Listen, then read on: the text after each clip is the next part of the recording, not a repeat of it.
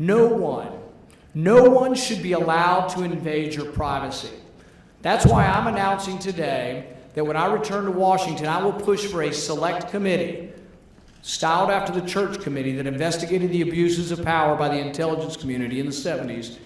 It should be bipartisan, it should be independent and wide-reaching. It should have full power to investigate and reform those who spy on us in the name of protecting us.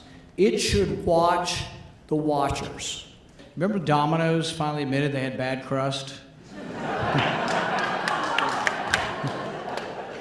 Think Republican Party admitted, okay? Bad crust, we need a different kind of party. But I think some of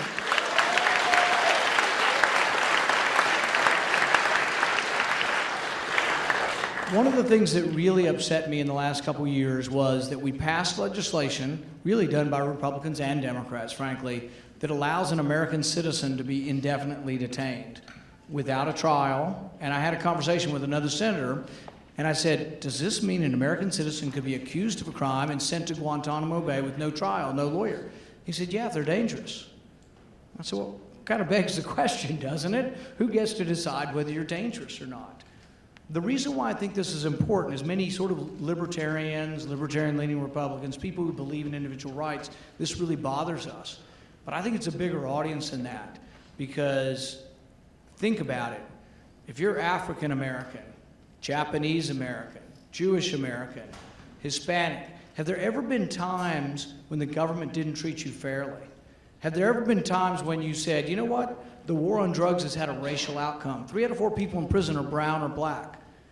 So something's gone wrong. Maybe a candidate who would stand up and say, everybody deserves their day in court, the law should not have a racial outcome, maybe then people would say, you know what, I always hated those Republicans and their crust sucks, but maybe there's some new Republicans, maybe there'll be a new GOP. I think one of the biggest problems in the last 100 years, not Republican, not Democrat, but the last 100 years has been the increase in power of the executive. We have thousands of orders written by the executive. Montesquieu wrote and said, you know, he was big on the separation of powers and the checks and balances. He said when the executive begins to legislate, that becomes a form of tyranny. The check and balance is that the executive, the president's not allowed to legislate, only the legislature can. But it's a messy process, and everybody's gotta just come to grips with that. It's a messy process, and it's not easy. But that's why you have to convince people on the other side of the aisle to vote for your stuff. And it is also why we have so much contention over the health care plan. Not one Republican voted for it. Had there been some Republicans voting for it, or had the Democrats come a little bit to our side to have a discussion, I don't think we'd be having this big war in our country right now.